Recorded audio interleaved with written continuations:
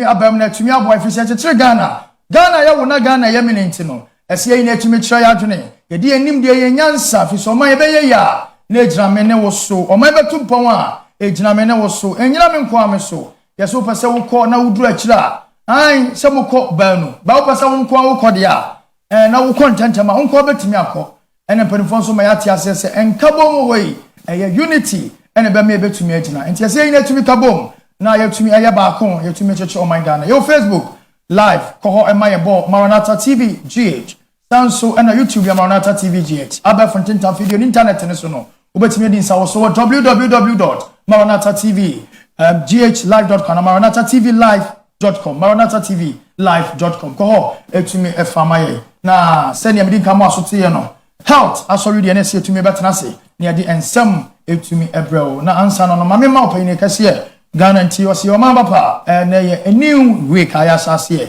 na fi won che Ghana foi o mamo asubontin show enom na yewi a yetumi adan ho e de ensem a ne ba be de nkomo no etimi e de atuja okay good morning once again good morning good morning am yatom be biabako biabako 10,000 volunteer with you biabako yeah and I order for yes exactly so we are up there we are coming to do our best at the end of the day you be betimi aboa o man no at the end of the week Ghana education Education National Association of Teachers. Yes, exactly. Wow, we live to teach. Yes, exactly. You live to teach. I am a bona fide. You live in poverty. Yes, I am a bona fide. And I make sure baby education system free by a big sabre. Okay. I'm a child back in those days, 18th century. I'm a child. They didn't set up education system in Ghana. Not sure Bruni Agni. So that's who will lead us. It's a massive matter. Possibly Bruni fall law, Mark Ghana and country. I would say. This is what the 60 years and son of Sikana would you go on Wabeji. I could one fast our common Yari and toss. Well, Nami woo or Kwema, Misikan Hane Betty. Yes, Matias and was in Dimi Misika. Fab Mshayan was say, Chin Miawan say, Usikan, 60 years Beji. Say Nipani Yarana Yareka Krebia Chinipano, and I will do point with yes, it can be. They are sorting over 400 million go, but point me now when you and Koyibi. And I just say, yes, wait,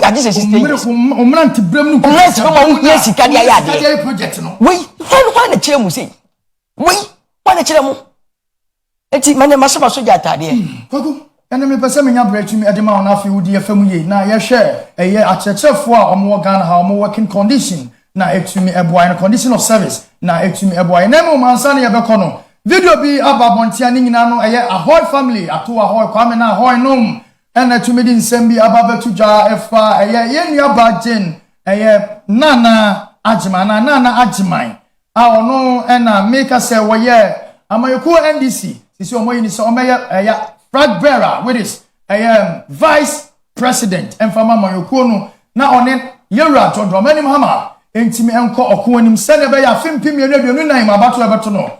Omotimafa nkitawudia na fawudie na afimfimi enu edionunum omotimia soafu no ma assign no wait now say vice president at the mother Republic of Ghana na nsemudie bi koso ema yenua bema ato Ahwoi tumi sori gina e ka se mami elezi the boot anane mpaboa na fo nsanse ni trimu se send see Professor Mills apenso ema JM ebedi ade no ono so bi betumi esi na mo ka we ya omaka boni ana na mo ko ni so mo petal power in the landscape of a NDC political a partner that honor.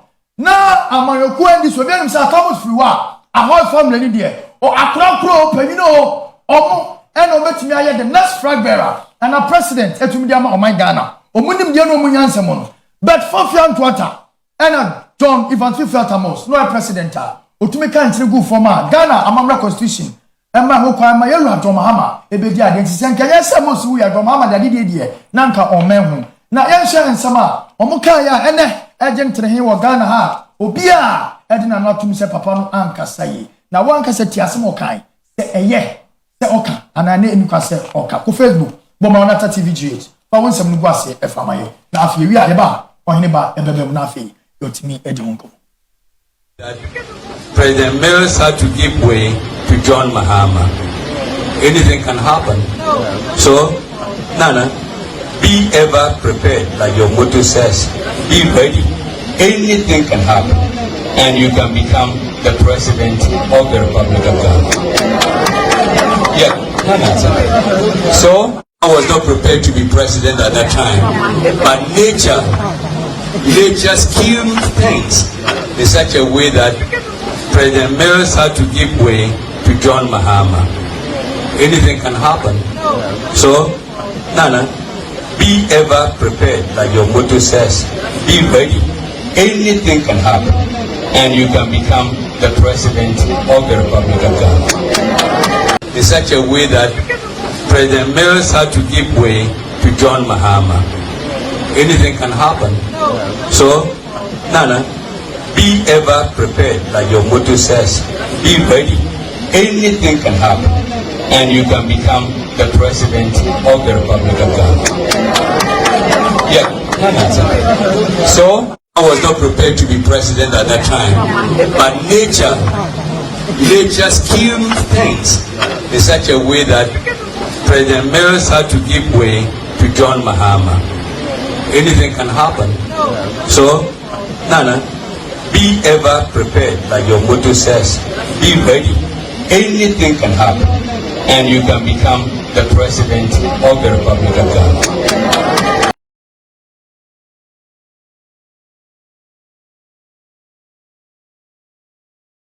Ahwoi and Sama Yara Ahwoi, et me adu two jar when Shemudenas. Openi, Mamma sounds so much him. I hear so. And some years, see a gentleman, sir, and MP, and this for so many apology when some papa, and all patches of Mahama. You know, nah, lazy boat. But when's I'm gonna 40? Yes, on the 24th of July, 2012. 24th July. 24th of July, 2012. Now, Papa be a president of the Republic of Ghana under the party, National Democratic Congress. Omuna Deneba Abenyan Mobeya, the president for Republic of Ghana. Started from 2009 January 1st to 24th. Now that early morning, now Ghana for in so we have a president who was leading the country. Nti yesori anopano yenim se president John Evans Atama is sorry or kwadwuma. All of a sudden, onsomo ye hu dey see you. That day now I'm sorry, yesori Ghana for in sorry anopano. That time, na papa your friend John Dramani Mahama on the 24th of July 2012. Na papa your friend John Dramani Mahama now we vice president for the Republic of Ghana. Into ono so be kwadwuma no, or say the vice president or corner officer as a vice president. And you made from 4 to 6 there about in between that period. Na afi obi a wo dress say we vice president. Afi na okura afenemu swear in the House of Parliament to say he is the president of the Republic of Ghana. Okay. It tells you say what happened within that period. Ni nyina say onyankopon ebefa ye papa ye friend Mills Ahwoi. That same way as in the history of Ghana and that of NDC, they don't want to hear this thing. But the mice Mahama took the mandate. A quiet fast Mahama benya the NDC position a God's intervention. But say a God intervention, I mean a plan and the sano, and the minti. The only thing that God knows, and they say, what to suffer na fena and anakwa. Emma. Papa, your friend John Dramani Mahama, in the Nindaso, because Senka Mes completing the last tenure of office in New Year.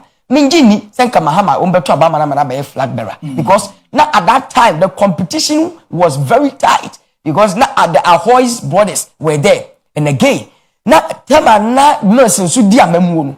Now you won't conform with this Momukasa, na a tusha. Somebody, he said, Kwaku, I need the whole. And the others, no more party, man. Now, see what we can vociferous. I'm not being vociferous when we are Juma. Eti, Abraham, Mr. Mahama, be a president. This is the kind of fast or year president.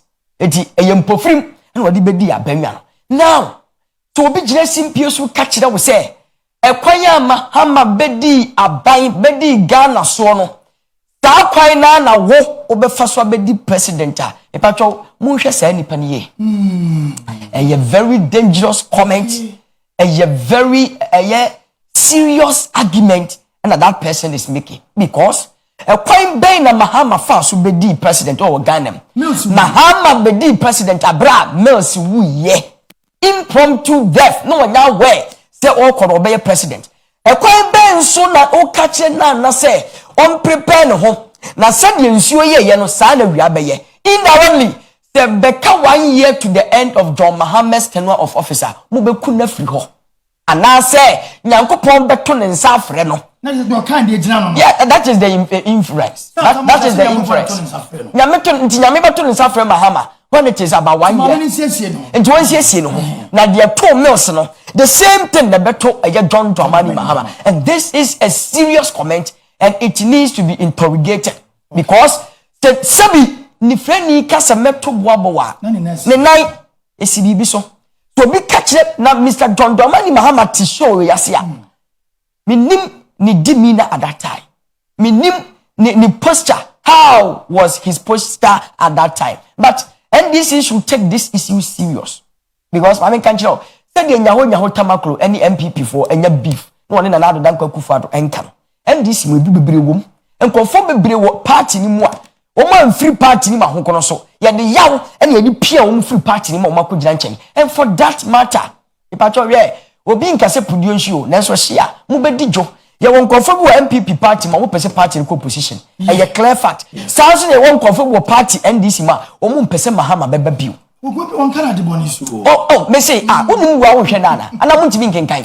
Wo say Ekwanya Mills faso ewu yera Mahama Mills faso free ho na Mahama debi mami place ni yera Ghana fonti ase wose Mami Jane prepare yourself if you say kwanya Mahama bedi adia bedi Ghana no sa kwan na so na obefa inference ni nie Mahama bedi adia bra ya so na pa ye kwa adwuma na Mills ye president wo wo to nsa friend eye Mills Mahama bedi adia impromptu no obi anya we eti kwa be so na ba bedi Mahama de e be come the last 1 year Mahama be wu me ba to Mills won ti ase o Mills wu eti kwa be so na ba bedi ade Mahama be wu ama na ba be take over na se Mahama ewu a na be take the last 1 year na obenya sympathy vote na fe wo they are completing the next tenure of office obi ka asem ana wo nya santeni obi ka asem we chewa ye hia nchechemu obabia the clear evidence we asem na explaining no dada. So the only thing that we need to do,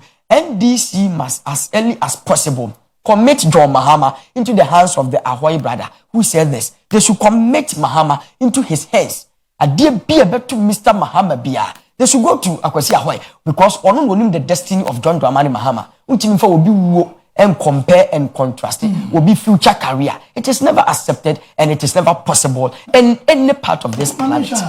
Yehu sa yehu Mahama enfonyini ewo dwumadi ana yehu no dwumadi ase be yehu ni running mate no ewo nye maame agiman ekobetumi di ntawantawa ba mu ntem entimi fantawantawa ma ebia wo yini pabo ahye ni running mate because Mahama na yi nana eti Mahama is not at beef with anybody and no dey automatically no problem dey cause behind the scenes and no dey because me ti hoyi na so obi catch them say wo position na wo kura no mani wani bere me enti che de kwa wo fa so nipa ni yifiri ho na na sa so wo so wo bekume sa so na obi mwa esel boaboa ho na nipa na wo ye Ghana enti no a me ba beje ye no sa nipa no kwa na wo fa so firi ho no sa na ye be ma wo hene ya fa so afiri ho a wo pesa wo kire me say enti eye asema ya dance ye da ho nsem bi wa da certain speeches bi a me ka kire me ho na matumi ho fo wa brabom bebre asem bia nipa ka kire me bia wo me ma brabom no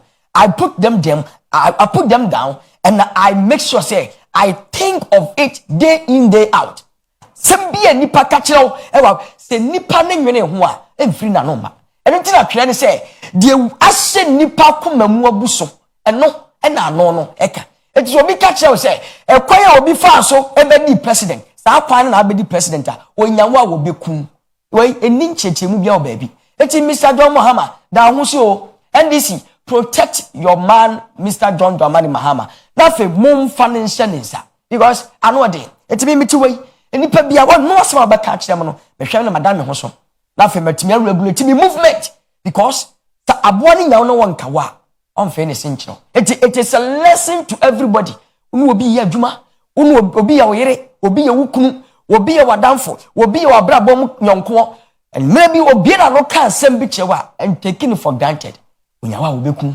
because Ahwoi is a typical man of NDC but me catch your plane say when you in good terms with Mahama in the same way it is NDC's issue they must treat it as the maximum content it deserves na Ghana nkwanani okay we amayoko NDC munso e de no ye da ye hotel na ye kwaba na fi and then come baby the teachers on nursing was for GS teachers condition of service Ghana education service at the for mini o masitina mu edi papa na ye kwaba na ye tumi edi e ho komo ye na hotel na ye kono na fi ye mfa komo na enhyeso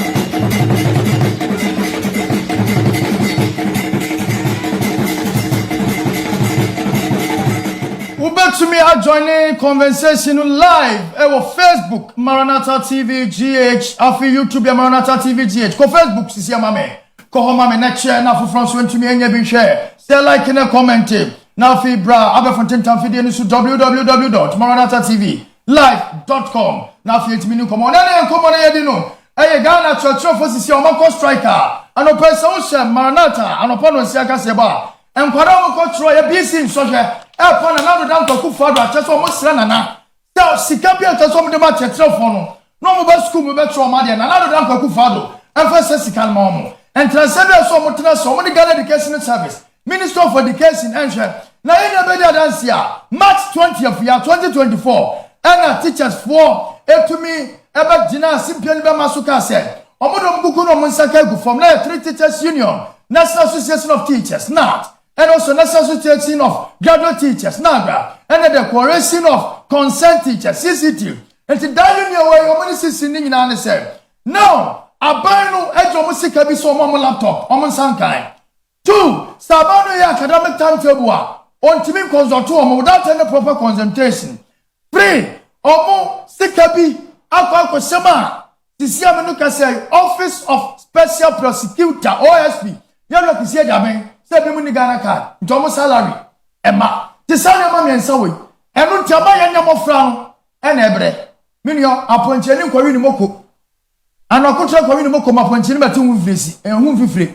Yemba. Na adi papa ba de chenkora wo school. Teachers for circle strike. And GS asama head masters na mistress ni say. Yem school vanto. Na wo ba nko school mu without any teacher. Ba wadre. Minka sabebre. Ghana Education Service.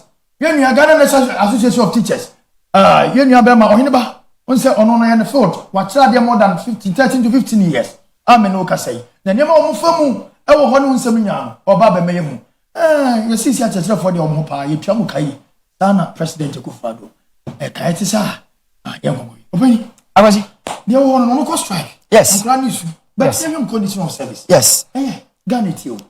Yes, Medal, but if you come to the teacher as teaching as a profession, na a lucrative environment will be a person. Now, in the next 5 minutes, the person may summarize the educational system in Ghana, editorial share, the history of the educational system. Maybe you free Shebronia Junior with the educational system by now for Udruha, now for other sections be a become near the back to a point, you know, na ama. Adiana yeba be suana no pay etin edim akwas mami ka se bicho in the year 1592 but you year free the ancient days na yeba in the year 1592 na emrofo eda so ewo o man gold coast mu no nyanya me Ghana dabi na nyanya Ghana BBC News e report ewo omu platform so say tenio BBC News e report in the year 1952 ewo omu platform so say tie Ghana is endowed with good education background. Ghana is endowed with good educational background. Kyerɛ sɛ enniema ɛwɔ ɔman Ghana mu. Kyerɛ sɛ enwomasua ebetimi akoso ye ama ɔman Ghana etimi afiri adom akɔ adom. Now with this, na ɛwɔ sɛ afa yetimi etena se ne yɛhwɛ nniema yebetimi dia ye aboa ama Ghana etimi akɔ nanim.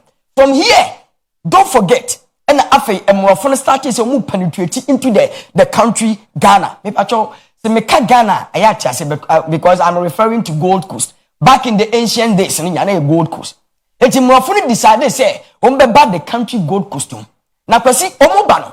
Niema omo yoma genso omo deba na omo botaya omo deba Ghana mu no. And your two main aims. Number one, na omo three mo pon say they were coming to spread the gospel. That is one. Number two, after almost say your mother said they will create elite people or group among the colony. Enti, only Yamesam Baby Ryan, a quabe soon and Yamesam, you bet me at unless you educate them. Okay. Are you getting it? There be one to Casana better to me no communicating. Enti, they are bringing the gospel and know you're back the scenes. But when they came, they need to treat us in terms of educational background. Na yetimi di education no tum. Na yetimi hunu ade yetimi ti ase kenkan. It is in three folds when we talk about education. Ewo Ghana. Me ma oniema miensa e kyerɛkyerɛ Ghana education history no. Me ma oniema miensa. Na bia mekyerɛ mu kakra bi. Number 1, the mercantile era. That is number 1. Number 1, the mercantile era. Number 2, akwasi mention about the colonial era. And after number 3, the post-colonial era. Now, the mercantile era, I know akwasi. Back in those days, Abraham Rafunu Ghana. Only yoma gwense afei. Civilization enibie. Omba Ghana for enibie. It is a Ghana for enibie. They will do that civilization in hand with education. Okay. It is education they will move along with the education together with evangelism. The Denmark education with evangelism. Now, China says, can you evangelize them? No. So you need to educate them so that you can evangelize, to propagate the gospel. And for that matter, the people from the Denmark are from Danish. Those from the Dutch are Hollands. And then the people from England the English. Some for that mandate. Now, in their coming into the country, number 1, they set up certain schools in Ghana. And what baby almost see fort. We say you were Chimota, how do you call it? There were so many forts in Ghana. You were Christianborg Castle, you were Osu Castle, you were Cape Coast Castle. Sa Niaman Omune Sisi ye. Portuguese for BCB. The Dutch for CB, the Danish for CB. The Abraham Sisi forts no. The other kind. Forts are one guy a friend Christianborg Castle. Me pacho e one guy ha. Elmina Castle. Portuguese ni Dutch for and a Cape Coast Castle. Sa ayi we murofo the see UK for the see. Akwasi o Sisi sa fort when you na wie no. And na em ni say tie. They build these forts and then they attached schools to the fort. Akaho. Nana agreeing in say schools near Akaho. They are coming to educate the mulattoes in Ghana. Who mulatto? Mulatto ni ye. Mulafo ni ye before them die and a man free mubaye. And they mulatto. Mulatto. And untino say on only before the die.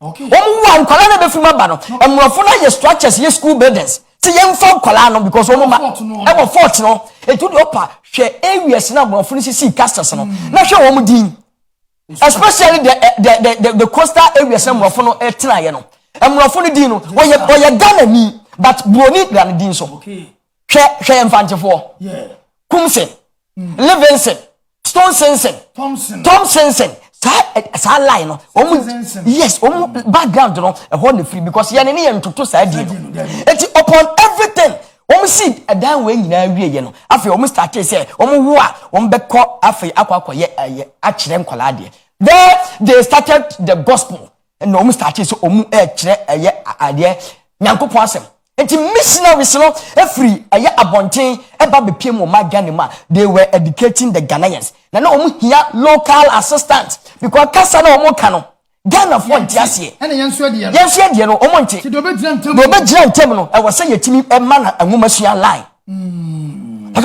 so they took certain people and nti papa bia your friend Van Ven Richelieu Van Ven Richelieu no oye Danes we free Denmark eba wo my Ghanaian no call Basel missionaries and as a Basel mission society for her say omo hia e Switzerland omo hia conform beba wo my Ghanaian na fe o ma ba be kire Ghana for na de in 1828 and afei papa no etimi ebe prie mu e wo man Ghana ma ode nkonfo bebre e baaye by 1832 and omo started so many ahemfo wo Ghana ha trans ya catch 4 years catch ahemfo ne say mama ye kwan ne ye nkire made se de be ya mo betimi ne yen ya communicate but omo broni ni strategy no eti omo ti ase no mo say okay afei omo started say they were teaching the ordinary Ghanaian reading, they were teaching us writing, they were teaching us carpentry. And Sanujuma, they were teaching us masonry, they were teaching us nkontabuo arithmetics,